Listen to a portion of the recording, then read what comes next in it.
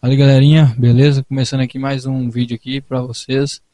Hoje eu tenho a honra de estar recebendo Rodrigo Cadeirante, um dos vereadores mais bem votados do norte de Minas Gerais e dentro de Montes Claros. Valeu, Rodrigo, bom?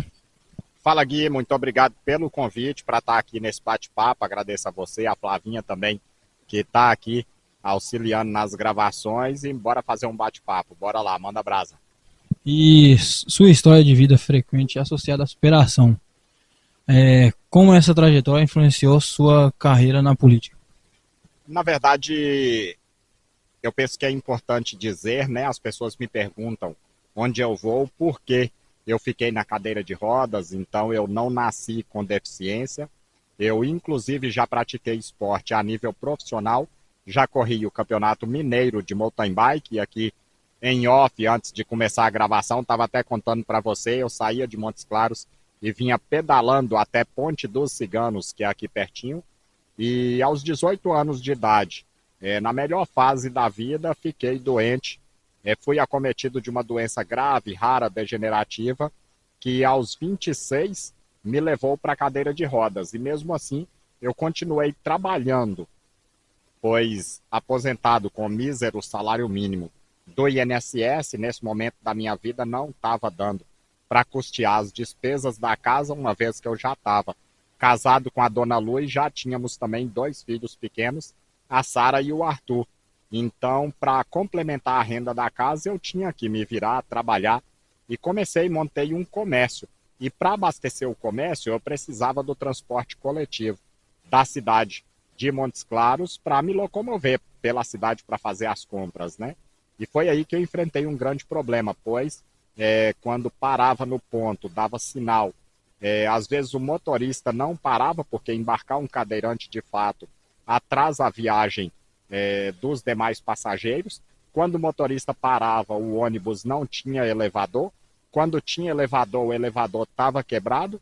E quando o elevador funcionava, o cobrador não sabia operar. Só depois de passar por essas 4 etapas que eu conseguia embarcar e trabalhar, né? Já aconteceu de passar parte da madrugada com meus filhos, inclusive o Arthur chegou a dormir na calçada como se fosse uma pessoa em situação de rua, e isso foi me deixando indignado, pois mesmo numa cadeira de rodas, querendo trabalhar para sustentar a minha família, para dar emprego também para outras pessoas, o Estado, no caso o município, não me oferecia o básico, que é o transporte coletivo, e eu estava sendo privado do meu direito de ir e vir.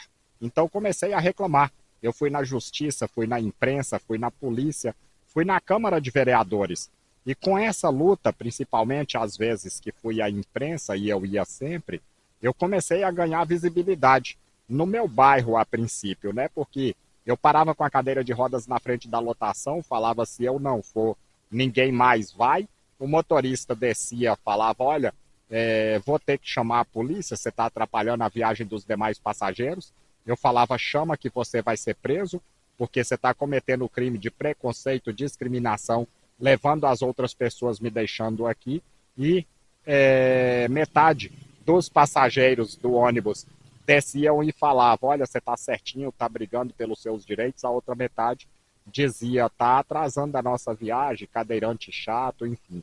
Mas é fato que ganhei visibilidade, e com a proximidade do período eleitoral de 2012, que foi a primeira eleição que disputei, as pessoas começaram a falar: olha, se candidata a vereador, você briga como um vereador não briga, você cobra como um vereador não cobra, você faz o papel de representante das pessoas, está todo dia aí nos jornais cobrando pelo transporte coletivo, que é um direito nosso, né?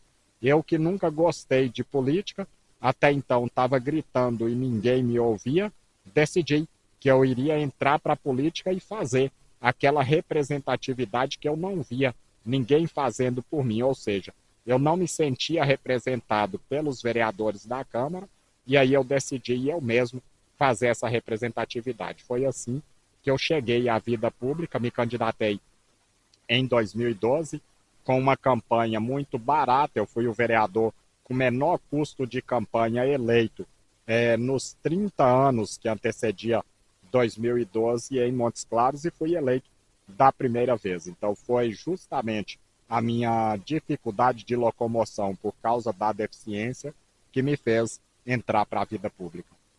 E quais foram os maiores desafios enfrentados como pessoa deficiente antes e depois de entrar para a vida pública? Então, o desafio justamente pelo transporte coletivo, né?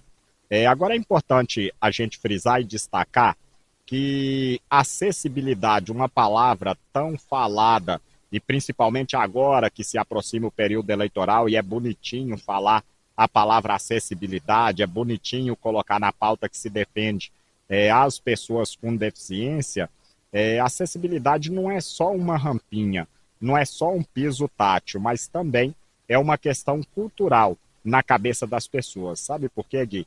Porque até pouco tempo atrás, pessoas com deficiência eram aquelas que ficavam trancadas dentro de casa, esperando o final do mês para o pagamento de mísero salário mínimo cair na conta, pegava o pagamento, fazia as compras e se trancava de novo. Hoje não. Hoje a pessoa com deficiência está ocupando diversos espaços em meio à sociedade, seja no esporte, seja no lazer, seja na cultura, seja no meio empresarial, vários empreendedores também com deficiência, e quis Deus que o vereador mais votado de toda a história do norte de Minas fosse um cara tetraplégico, fosse uma pessoa com deficiência. Então, os desafios são muitos e são no dia a dia, justamente por isso, porque a acessibilidade não é apenas uma questão estrutural, de estruturas físicas, vamos dizer, mas também de comportamento, uma questão de cultura das pessoas. Mas a gente tem enfrentado isso, tem provocado debate e bola para frente. Mas no mandato de vereador também foram muitas dificuldades. Por exemplo, a Câmara Municipal de Montes Claros, tanto fisicamente quanto regimentalmente, não estava preparada para receber uma pessoa com cadeira de rodas. Então, as obras físicas foram feitas, se reformou toda a Câmara, e a questão regimental fui eu mesmo que mudei. Com diversos projetos de lei e de resolução, deixei lá na Câmara todo o regimento, o regramento da casa preparado para receber eu ou qualquer outra pessoa com deficiência nos próximos 100 anos, que vai poder exercer um mandato como qualquer outro vereador, independente da condição física. E o que mais te motivou a continuar na vida pública? Cara, isso aí, essa motivação eu acho que ela vem diariamente, sabe, Gui? Desde as grandes conquistas, por exemplo, depois de amanhã nós vamos inaugurar no distrito mais distante do centro de Montes Claros, que é a Aparecida do Mundo Novo, uma grande creche, um CEMEI novinho e também uma quadra poliesportiva, que foram conquistas do meu mandato, mas até as pequenas conquistas do dia a dia, por exemplo, a troca de uma lâmpada, o tapa-buraco que eu resolvo com uma única ligação para o responsável, mas que talvez é o grande problema daquela pessoa que entrou em contato com o nosso mandato, que solicitou essa intervenção. Então eu costumo dizer que a política ela tem que servir para resolver os problemas das pessoas, para mudar e transformar a vida das pessoas. E se ela não servir para isso, está tudo errado. Política é o lugar onde a gente entra para servir os outros e não para se servir dos outros. Sua atuação como vereador, quais considerações principais conquista durante o mandato na Câmara Municipal de Montes Claros? Perdão, não entendi a pergunta.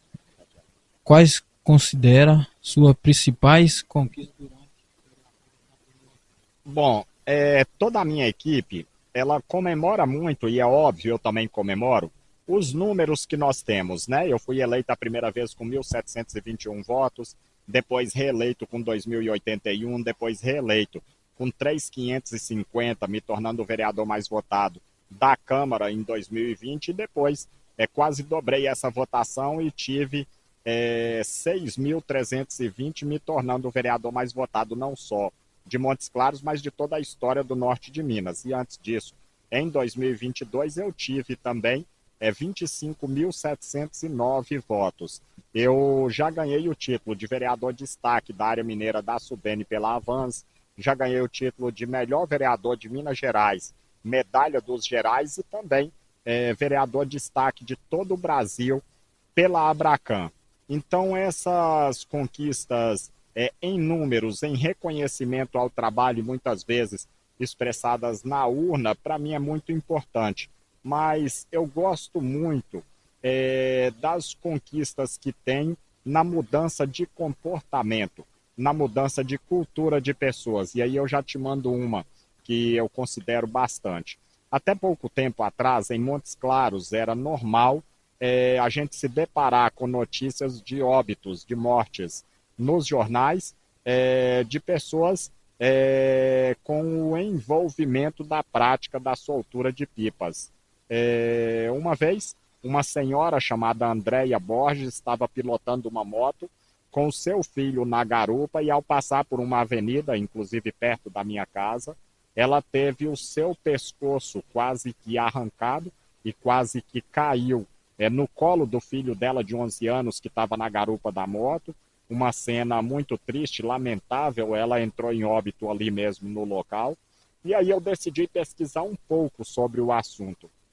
Eu descobri que pessoas morriam não só com o pescoço cortado por linha de pipa, mas também atropeladas soltando pipa, caindo da laje porque estava soltando pipa, eletrocutadas ao desenganchar as pipas das redes elétricas, e isso acontecia com uma certa frequência. Então eu tomei a coragem de enfrentar essa pauta necessária, coloquei o projeto na Câmara Municipal, que foi votado e aprovado, e hoje em Montes Claros é proibido soltar pipas com qualquer tipo de linha.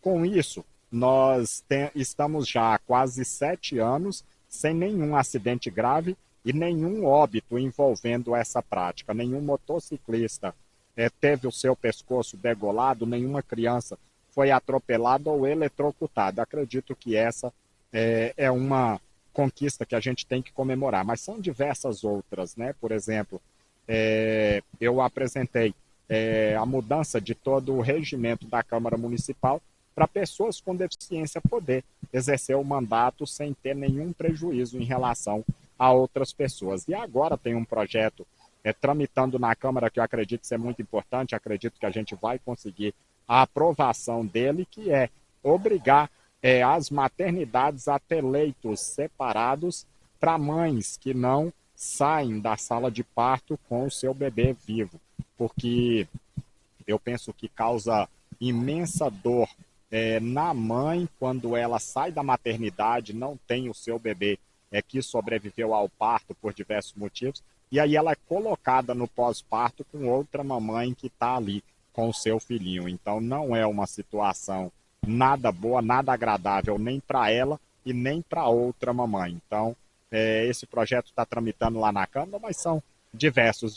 Eu já tive cerca de 30 projetos apresentados e aprovados na Câmara, e vale lembrar, nenhum projeto de homenagem, nenhum projeto de troca de nome de rua. Eu não mexo com homenagem, não mexo com troca de nome de rua, porque é mais importante para mim do que o nome da rua é saber se ela tem iluminação pública, tem água, tem esgoto, tem energia elétrica, se as crianças estão matriculadas na escola e também se aquela família está sendo atendida pela equipe de saúde do bairro. E entre os projetos que você já apresentou, qual foi o mais impactante para a população de Montes Claros? Eu tenho um outro projeto também, que esse é outro que visa salvar vidas. Eu sou o autor da lei da manobra de Heimlich em Montes Claros. Aquela manobra que uma pessoa pode se autodesengasgar ou desengasgar outra pessoa. Imagine que no Brasil todo cerca de 250 pessoas perdem a vida por ano porque se engasga, talvez comendo um biscoito, um pedaço de carne ou qualquer outra coisa. E essas cenas, quando você olha e vê elas na internet, rapaz, isso me causa uma sensação tão ruim de ver que ali perto não tem ninguém treinado em fazer a manobra de Heimlich naquela pessoa. Pois eu sou o autor da lei que trata da manobra de Heimlich. Em Montes Claros, nós já estamos há 4 anos desde a aprovação da lei sem nenhum óbito, e hoje o meu mandato trabalha treinando pessoas no setor público e privado para salvar pessoas quando essas se engasgarem, seja na escola, seja no bar, na lanchonete, seja dentro do ônibus, no parque da cidade ou em qualquer lugar. Outro projeto que considero extremamente importante é porque a gente tinha em Montes Claros a gratuidade em shows e eventos, cinema, campo de futebol, parque de exposições, para pessoa com deficiência. Mas eu sempre achei injusto, Gui, uma pessoa numa cadeira de rodas ou um PCD, pessoa com deficiência que tenha nanismo, popularmente conhecido como anão, entrar de graça no parque de exposições para o show do Henrique Juliano, da Ana Castela, do Leonardo, de quem quer que seja, ou entrar lá no estádio, por exemplo, para assistir o jogo do Norte, que também tem nos representado no Campeonato Mineiro, e ficar lá atrás, apesar de conseguir entrar de graça, mas ficar lá atrás com 500 pessoas, 1.000 pessoas, 5.000 pessoas ou 10.000 pessoas em pés à sua frente. Ou seja, você estava promovendo a gratuidade, mas não estava promovendo a inclusão. Então fui eu, esse cara chato na cadeira de rodas, que corrigi essa distorção.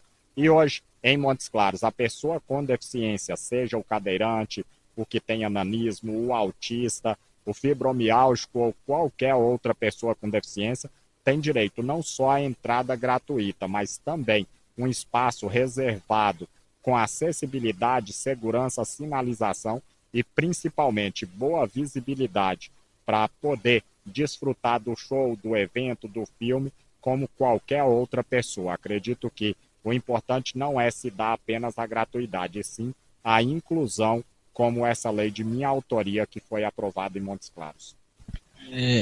Como eu estava vendo, você foi o vereador mais votado da história de Montes Claros. Como você recebeu esse resultado?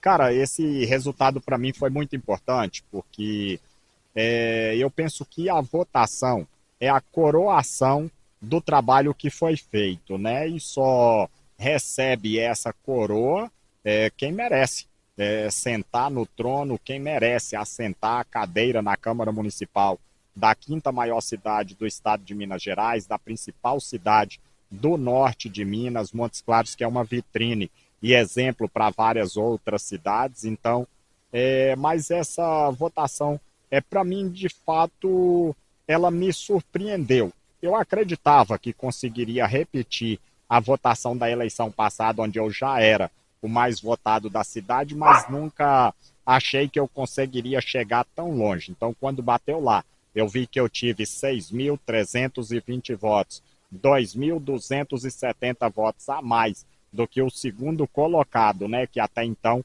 era o primeiro colocado na história. Para mim foi muito gratificante, foi muito emocionante, inclusive a primeira coisa que eu fiz foi ligar para minha mãe e dar essa notícia para ela, né? Então é um vídeo emocionante que sempre gosto de colocar ele lá em minhas redes, gosto de mostrar para as pessoas.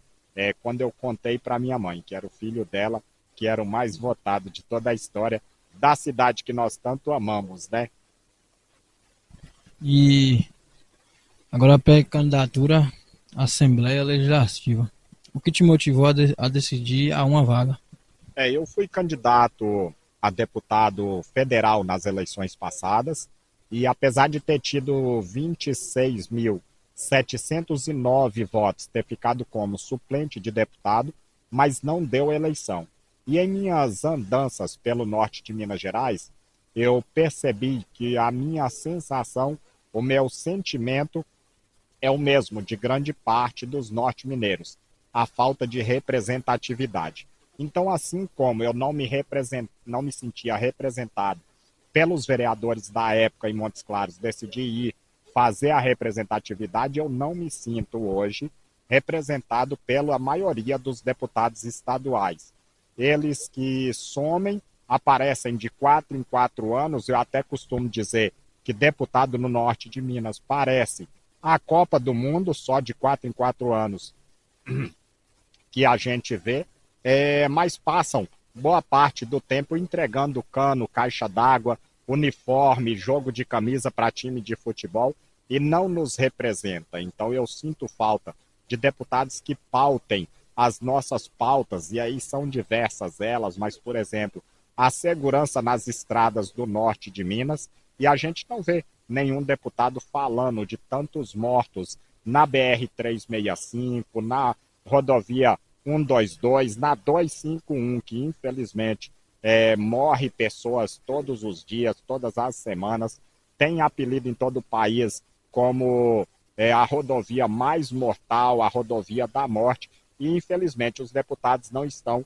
pautando nossas pautas. Então, por não me sentir representado por eles, é que eu estou colocando meu nome à disposição, estou construindo essa candidatura a deputado estadual e vou para a disputa, né? Sei que não é fácil encarar o dinheiro e o poder, mas estou no jogo, me posicionei e agora está chegando a hora da gente colher os frutos do trabalho desses últimos 4 anos. E agora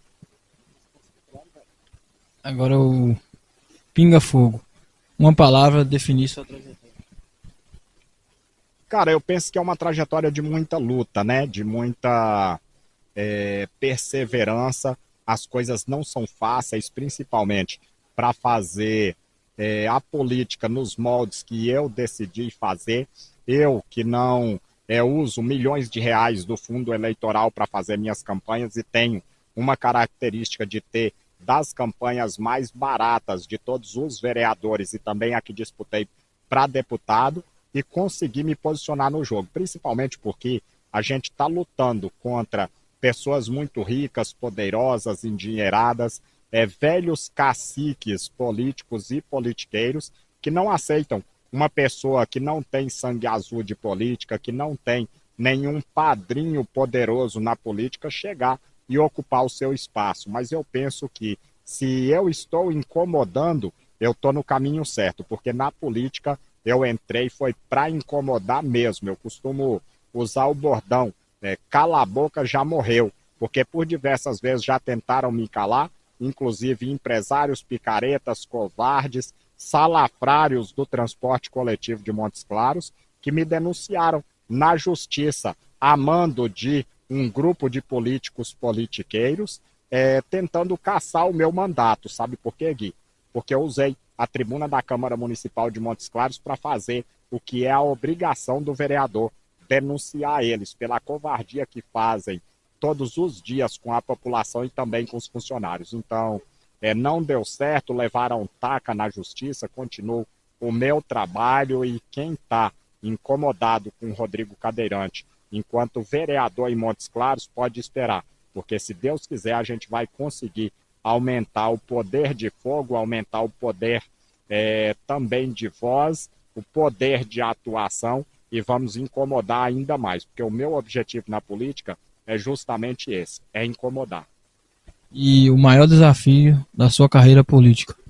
Eu penso que o desafio é justamente fazer a política nos moldes que eu faço, né? Não sair contratando lideranças. Esse é um desafio porque ainda temos esse molde de política onde muitos que vão para a política vão atrás de um dinheirinho no período eleitoral e aí eu não estou questionando aquela pessoa que trabalha, que precisa complementar a renda da casa, que aproveita esse período. Eu estou falando daquela liderança, é aquele prefeito, é aquele vice-prefeito, é aquele presidente de associação, aqueles que usam o prestígio que tem para ganhar dinheiro, vender às pessoas. Então é importante que as pessoas fiquem bem atentas, porque o político que te compra hoje é o mesmo que vai te vender amanhã. Então, é muito simples, sabe? Eu costumo dizer, basta fazer as contas. Quanto que um deputado, quanto que um vereador, quanto que um prefeito ganha durante todo o seu mandato sem fazer coisa errada e quanto que ele gasta só no período eleitoral.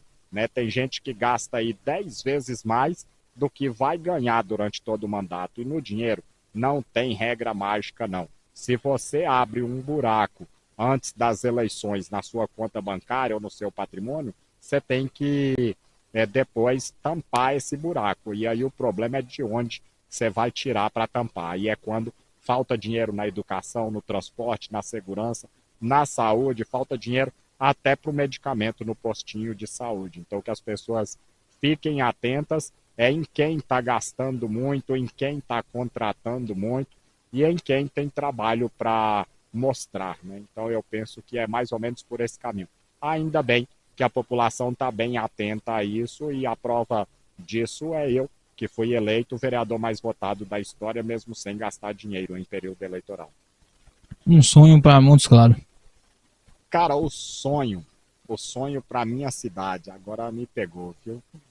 Eu penso que o sonho é ver as pessoas felizes, ver as pessoas dizendo que na saúde não tem problemas, que a fila do SUS foi zerada, que na educação os professores estão bem valorizados, os alunos têm o prazer em ir para escolas, as mães ficam em casa ou no trabalho, sabendo que seus filhos estão bem cuidados, estão cuidando do futuro deles na escola. Então eu penso que o sonho é justamente esse. E se a política não servir para transformar a vida das pessoas, para mudar a vida das pessoas e para resolver o problema das pessoas, ela de nada vale e não vale a pena.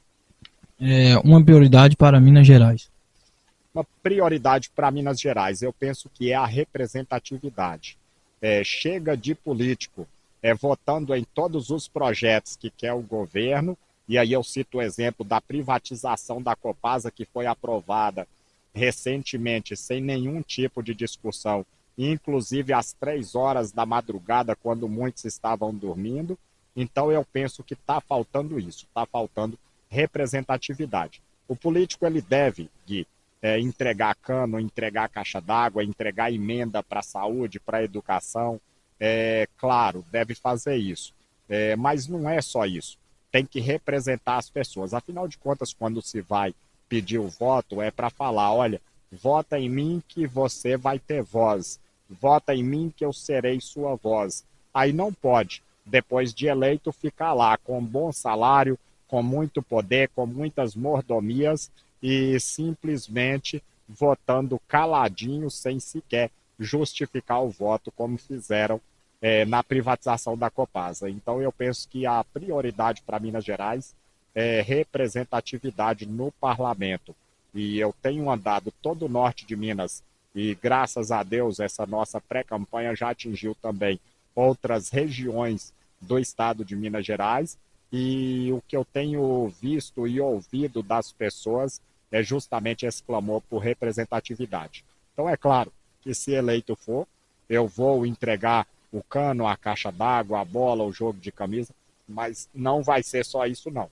Vai ter representatividade. Vamos tocar na ferida, vamos falar o que o povo quer que fale, vamos representar da forma que o povo merece ser representado, porque afinal de contas, cala a boca já morreu.